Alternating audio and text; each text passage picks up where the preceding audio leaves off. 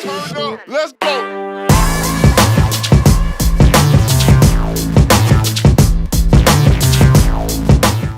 What is up, you guys? I'm Charmx. Today I'm going to be reacting to Film Theory, The Secret Businesses of Jake Paul by the Film Theorist. Now, I was not expecting the Film Theorist to make a video on Jake Paul, but nonetheless, the like ratio on this is really high. A lot of people seem to like this, so I'm actually really interested in what secret businesses Jake Paul could be doing. Because I know he's very smart, like, business-wise. He's very smart, even though he does play, you know, dumb now and then. He is very smart when it comes to businesses and whatnot. This is going to be very interesting. Now, I'm going to be trying to do this as more of a raw reaction, which I did one of these on the main channel, or not on the main channel, on Charmx 3, no, 2, oh my goodness, I have too many channels. I did on Charmx 2 a couple days ago, so I'm going to be trying to do this as a raw reaction video, where it's not like crazy editing like normal, so if I'm stuttering and not making sense at times, please forgive me. But I might have Cap, you know, talk now and then like I normally do. But other than that, I'm going to try to keep it quite unedited. And yeah, with that being said, the original link's in the description. Make sure you guys go subscribe to the Film Theorist. Oh boy, it's going to be a rough video. Without any further ado, let's begin. Around here on Film Theory, you know we've covered some pretty bizarre series on the internet. From episodes on Poppy, to Salad Fingers, to Don't Hug Me, I'm Scared. But today, I think I can safely say that I'm going to the darkest part of the internet yet. Brilliant! Shots fired. Shots fired. I want to do the interview here.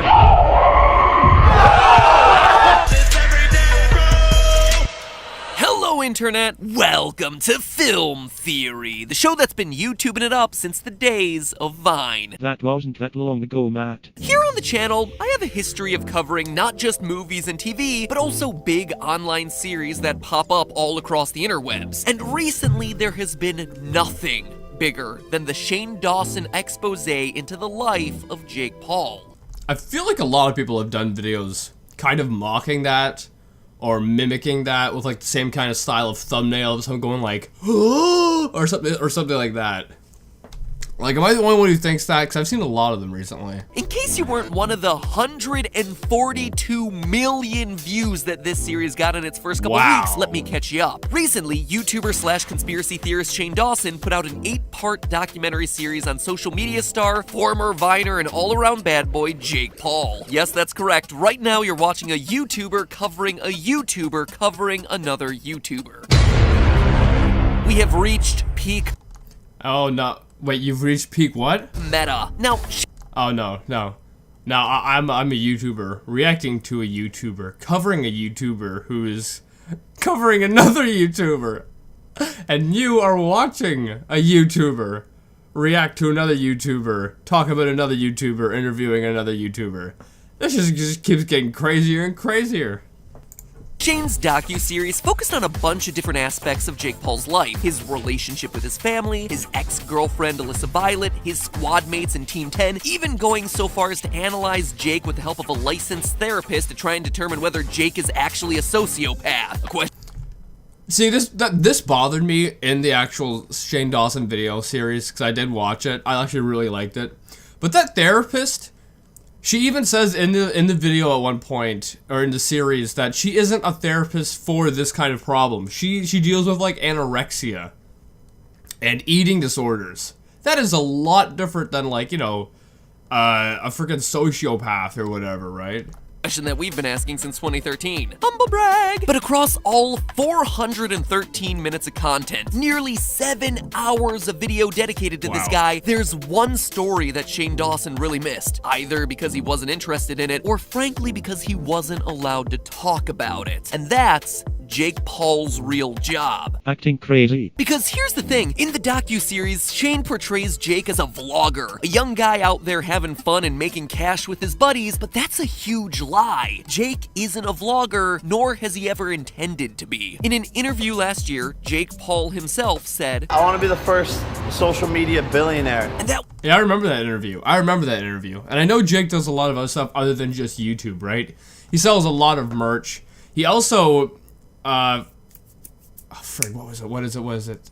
I know he does some other stuff on the side too. That wasn't just some offhand remark in the style of Bruno Mars wishing he was a billionaire. That was in the context of an interview discussing his business. The pursuit of money is pretty darn central to Jake Paul's online identity, and as such, it seems like a glaring oversight in Shane's documentary, especially given how he just got a I love how weird Dad was checked off. behind-the-scenes look at Jeffree Star's mega business. No, it's my theory that Shane wasn't allowed to talk about it because the business side of Jake Paul doesn't vibe all that well with his goofy on-camera persona, and was thus the untold part of this supposedly tell-all documentary. The documentary was more about the drama, to be honest. Either way, I am more than happy to pick up where Shane left off, and I've left a couple of links down below to other YouTubers who've started to talk about similar parts of this story, like Nerd City and Lindsay Ellis. But this is all my own take on what Jake Paul is really doing, what he's really selling, because it is a heck of a lot more than t-shirts. So today, we're not going inside. Yeah, I think I saw the Nerd City one where he talks about how Jake was I think it was the Nerd City one, or maybe it might have been someone else now. I don't know. But so many people are making videos on Jake Paul. But, you know, that Jake was selling, or how to become a YouTuber, like, tutorial or whatever. And it was, like, really crazy expensive, and it was mostly aimed at, like, little kids. Inside the mind of Jake Paul, this is us going inside the business of Jake Paul to reveal how his billion-dollar ambitions might be the first glimpse into the future of a dystopian YouTube. A YouTube built on manufacturing and monetizing the most valuable commodity of them all, trust. In Shane's series, the first real glimpse we got behind the scenes with Jake Paul was in talking about how his pranks are staged. Those pranks on them are like fake. My vlogs are like lightly scripted, and so all those pranks, I like tell them I'm gonna do it. They're like, okay, and then I do it. And quite frankly, that's amateur stuff. Of course, it's all fake. Anyone who remembers the early days of Vitaly and Roman knows I remember that. didn't talk about being faked was his completely carefree attitude. Building a business empire isn't about Jake clowning around in front of the camera. It requires him to act in a very deliberate and intentional way. And Jake is certainly not a man without a larger plan in place. In a video posted on January 2nd, 2017, now unlisted, Jake Paul lays out his plans for potential investors in his new business, Teamdom. He says, "We are like a business incubation company. You know, you've heard of Y Combinator and Why would he post this on YouTube? Like, his fans are just like, you know, kids wanting some funny moments or whatever. Like, why, I don't understand why he posted this on YouTube to begin with. things like that. But we do that for talent." "No, Jake, I'm sure that a very small minority of your viewers have actually heard of Y Combinator, so let me explain it to them. Y Combinator is one of the biggest startup incubators in Silicon Valley. They provided early funding and mentorship to companies like Dropbox, Reddit, and Twitch, just to name a few. And of course, that early investment means that they own part of those companies. #jackpot. Investing in a company when it's valued at a few $1 million starts to look like a really good idea when that company goes on to be valued at billions of dollars, as it was the case with Dropbox and Reddit. Twitch, on the other hand, was not part of that billion-dollar club since it sold to Amazon for a valuation of a mere $970 million. Aww.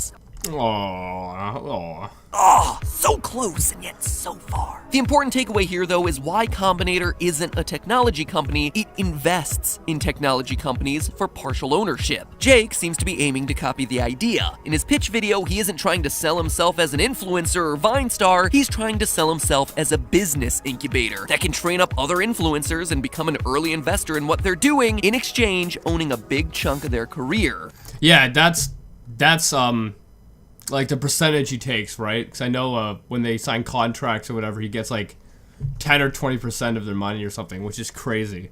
I mean, if it does raise them to success, then I don't know. You have to weigh the pros and cons. If you leak anything on the internet to anybody, you will be sued for everything you have. And I know I've taken 20% of that already, but you will be sued for the rest of it. Why did he think filming this was a good idea? It makes him look bad. If his goal is to become a billionaire, Jake has the right idea. Bruno Mars might not be a billionaire, no matter how freaking bad he wants it, but you know who is? Len Blavatnik, the owner of holding company Access Industries, who owns Warner Music Group, which in turn owns Atlantic Records, which is Bruno Mars's record label. Billion-dollar talents are rare. Most of the world's billionaires are businessmen, the kind of people who manage or invest in talent or other industries. Only one musician in all of history has ever passed $1 billion. A musician, really? Like Michael Jackson? No, Michael Jackson I don't think was a billionaire.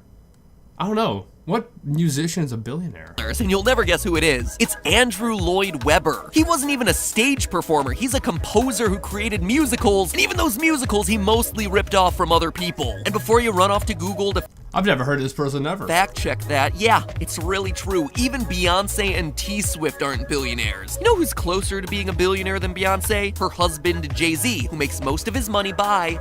Yeah, he sells a lot of stuff. He's a really smart person. You guessed it, owning his own record label and doing massive business deals, not by being a cool rapper. When it comes to Jake Paul's billion-dollar idea, managing his own YouTube channel and his own career as an influencer is small potatoes compared to the eventual goal, which he laid out in an interview last year. As he says, I know it's a cliche, but like literally I want to create an empire of dozens of talent under me, to take my power and multiply it so I become bigger than myself. He doesn't want to just become a star who gets... Yeah, see, he's a smart person. He's a smart person, as, you know, as contradictory to how dumb he acts in his videos. He's very smart. Gets attention, he wants to be the owner of a company that manages other stars, which again, seems like a pretty good game plan if the goal is to create a billion-dollar business empire. Shane Dawson not talking about this is like doing a documentary on Elon Musk just talking about his personal life without ever mentioning the words Tesla or SpaceX. I would still want to see that though. Now, building a billion-dollar business ain't easy, but lucky for Jake, he's got himself some help. In 2017, he raised himself a Small loan of $1 million. to start up Teamdom, where the investors. Lead investor in the $1 million round was Danhua, a Chinese investment firm, along with Gary Vaynerchuk, who appears in the Teamdom pitch video alongside Jake Paul, as well as Abe Burns of Sound Ventures and Grady Investments, two investment firms co-founded by Ashton Kutcher. So why does any of this matter? Well, it tells us something about the future of the... That's what I was thinking. Like, a lot of people watch film theory videos for the wild conspiracies and all these things. I mean, how many people could possibly be interested in this? But then again, if I go look at the like ratio, a lot of people seem to like this. So I guess I'm not the only one. company. Investors aren't gift givers, they're not super generous, they're really savvy people who are looking to make money for themselves. Why do these investors matter to us, and more importantly, to Jake's job? Well, it means that even though he doesn't show it, a lot of Jake's time has to be spent behind the scenes working to make those investors the money that they expect. He's not gonna impress them by flexing with his Lambos all day, especially when it's those big investor dollars that bought that Lambo in the first place. Wait, so it took the investment money and wasted it on a car? Maybe he isn't that smart after all. These are the people that you're not going to want to disappoint because they didn't give Jake $1 million just so he could clown around in his big house all day with his friends. They gave him that money because they think it'll enable him to build a company that some other bigger company will buy out for a lot more money. Jake can't be just doing this thing forever because all those people want to, and more importantly need to, get themselves paid, baby. There's another reason Jake Paul's investors are a big part of this whole picture. Yeah, see, I think Jake Paul is really smart. In the business side, maybe, you know, making life decisions in terms of family stuff or whatever. Maybe he's not the brightest there. I don't know. But in terms of business, I think he's quite smart. Investors have an influence on the company they give money to. The cons of selling part of your company to investors is that now you're literally giving another group ownership over part of your company, which means that you can't make decisions entirely by yourself anymore. Maybe not entirely, but if you hold the majority, you can. And investors can be much more likely to want to have that kind of oversight when the CEO is young, inexperienced, and on the local news for starting a bunch of couch fires in his backyard. But hey, you don't have to take my word for it. Jake Paul said it himself in a video appropriately titled, Raising Money from Investors. One thing that's bad about raising Why did he make a money? Why did he make a money? Why did he make a video of this topic? Like, the people who watch you aren't here to see this. They're here to see you burn stuff in your backyard or do other wacky things. money from investors is obviously you're giving away a piece of your company, so you won't have full ownership, which, you know, could mean that you don't have full control of your company. In short, it might seem like Jake Paul's the one who's steering his ship, but in truth, he might not actually be the one with his hands on the wheel. As someone who took someone else's money, he is beholden to... What are you saying? People told him to burn stuff in his backyard, Matt? Make decisions that make his investors happy. And if your investors are no longer happy, well, they're gonna step in and force you to make some decisions that make them happy. Like, say for instance, you and your brother's bad behavior starts costing your business money. 2 days after that, I was supposed to be doing like a brand deal for like 7 figures. And like, Yeah, I remember seeing this in the Shane Dawson documentary. He was gonna do a brand deal for over $1 million. What? What? Is that like, you know, a YouTuber selling a certain item or something like that? Is that, because that's when I hear brand deal, that's what I'm thinking of, you know. Check out my loot box or whatever, right? Are you telling me someone's gonna pay $1 million for a brand deal? That's insane. And the fact that they lost, and the fact that he lost that, you know, that's crazy. that got taken away. Your investors could, I don't know, force you to agree to do a docu-series that rehabilitates your image and then differentiates you from your brother to make you appealing to brands again. So he was forced into doing this. The idea of savvy business runners taking in budding talents and training them up to become more effective entertainment products is about as Hollywood gets. Though, for a more recent example, you can look at the modern music industry. Early on, record labels would scout talent, and agents would travel around looking for talented local musicians. Now, you don't need to find talent, you can simply manufacture it. For example, or you just go on to friggin' SoundCloud.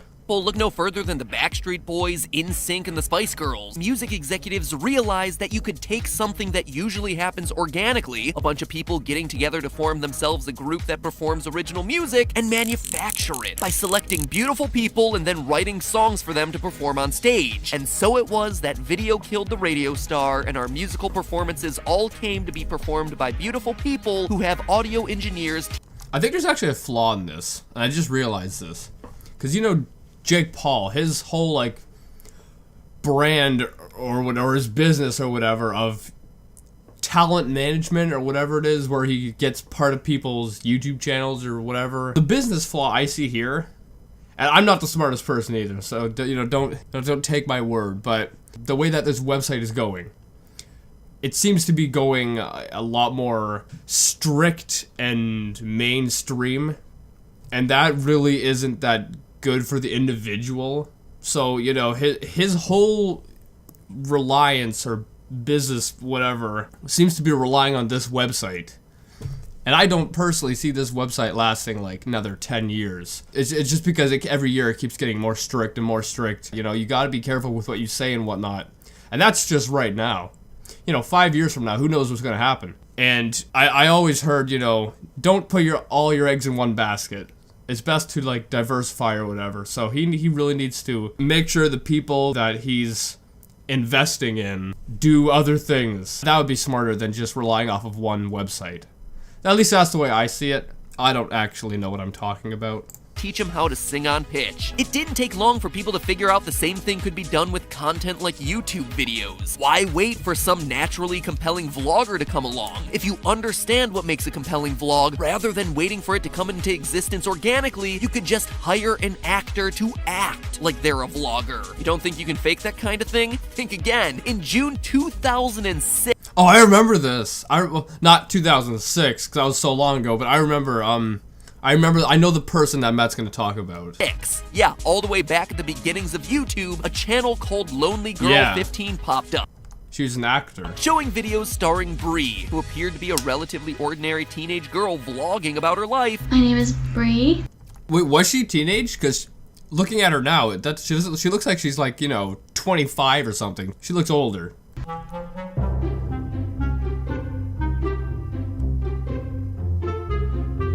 I'm a dork.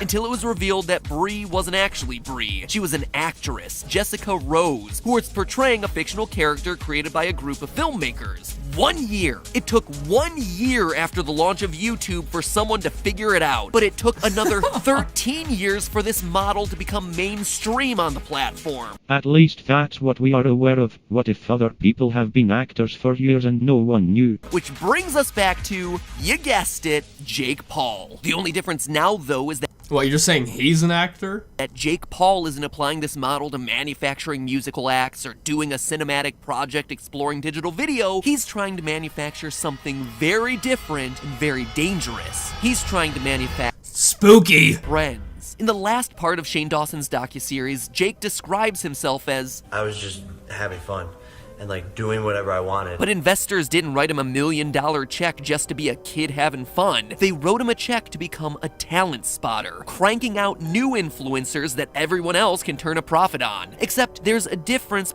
Or maybe his plan will work. Because, you know, I was saying, well, he's just relying off of for this website. But the truth is that most people have other social media accounts, whether it be Instagram or friggin', you know, whatever. So they can still have influential power over there. And they can still get brand deals on Instagram and whatnot. So I guess his plan would work even if this website were to go down eventually. The people who are influencers still have other websites to go on to. So maybe his plan would work. I don't know what I'm talking about. Between influencers and celebrities. Viewers view YouTubers, influencers, not like celebrities. They view them as friends. Jake Paul is my friend. Yay, Paul is my friend. There's a fantastic video on this topic made by Lindsay Ellis, where she explains it like a real educational channel. The challenge for creators is to maintain the illusion for their followers of feeling like they do know this creator, when in reality, they only know the affect, the side of the creator that the creator has decided it is most beneficial for you, the audience, to see. Even your close friends hide things from you, right? So is it really that different? But when your personality, your persona, and your content are all being influenced by major media investors, well then... See, I think a lot of people, YouTubers are quite, I don't know, genuine with their fans, their audience or whatever, because I'm quite genuine. I mean, sure, I don't want you guys to see my anger problems that slip out now and then, you know, with me raging, and they get freaking memed. I've been recording for so long and I can't get my thoughts across. What am I supposed to say? Or, you know, like dealing with sadness. That's another issue I have, but I don't want people to see that much, so I try not to show those emotions. But I mean, I think with most YouTubers it's like that. You don't want to show the bad things in your life because people don't want to watch you to see the bad things. They want to watch you for the good things and whatnot. And I think a lot of people on YouTube are exactly the same. But then when you have people like, you know, controlling you or whatever, I think things are, you know, changing in that sense. Okay, so this part here I might have to edit down because I can't form a sentence that makes sense. And it starts to get really hard to know where a creator's personality stops and where the corporate machine begins. When it comes to Jake Paul, it's critical for him to convince you, me, all of us that he's just a dude having fun and that he's not some wannabe business mogul who's manipulating his audience. Because then... Could you imagine 10 years from now? Because if his plan is working and he keeps getting more people under his umbrella or whatever, that means all these other people are going to be, you know, controlled. So 10 years from now or 5 years from now, if YouTube's still around, or even if not, all these people who are influencers are going to be controlled and you aren't going to know what their personality is or anything like that. And you would start to feel like you're being sold to by a company, which is what he really is here. It's easier if a docuseries that explores his life is more focused on the drama, his ex-girlfriends, his ex-partners, his bad behavior, and not so much the business that's operating in the background. Also because I don't think a lot of people care about the business that operates in the background, even though it is cool. And, you know, I think he is really smart in the business sense. I think people really care about the drama and that stuff because he's made so many bad decisions with what he's done from time to time that I think that's what people just care about more. You know, why did you do this? Because the viewers might not understand it all, but they would probably get angry if they realized how much time they'd spent watching what they thought was a real-life vlog, but was actually just the cogs of a corporate machine working its way slowly to that $1 billion mark. And then they would get really mad when they also remembered how much they spent on all that merch. But I'll save that for part 2 in a couple of days, because if Shane's taught me Part 2? anything, is that I should save the even better stuff for next time. But and the time after that, and the time after that, and the time after that. In the meantime, remember first to subscribe because you don't want to miss part 2 of this expose on the business of Jake Paul and Shane Dawson's documentary. This is a multi-part series. Don't worry, I'm not going to extend it out to 8 parts like Shane did, but it's going to be at least 3. So hit that subscribe button and write down in the comments below the words, I don't know, chicken chick. Alright, so I'm probably gonna have to do a little bit of editing in this just because from time to time I couldn't get my words functioning. Like they just didn't make any sense. So I'm probably gonna have to go in and edit to try to make it make sense a couple times. I think it only happened like twice. I don't know. But you know, nonetheless, I'm gonna try to keep this really raw as a reaction, and I hope you guys liked it. I think, you know, this is really interesting to me. This is really interesting to me, and I know a lot of other people won't really care. I think Jake Paul's a really smart person in the terms of business-wise, but, you know, he definitely hasn't made all the best decisions in terms of his personal life or what he vlogs. And, you know, I think that his whole business idea of becoming like this, almost like a multi-channel network, that's basically what he's making. And I think it is quite true that, you know, 5 years from now, it's gonna be interesting to see the personalities of the people that are under his control, because, you know, will they show genuine emotions? You know, will they have to act a certain way? It'll be interesting to see how all this goes down, but, you know, it'll take a while. Anyway, if you guys like this, give it a thumbs up, possibly share a friend. If you did, subscribe to join the family. Also, make sure you guys go subscribe to Film Theory. Oh, the Film Theorist, I can't speak. I'll see you guys the next time. Boop!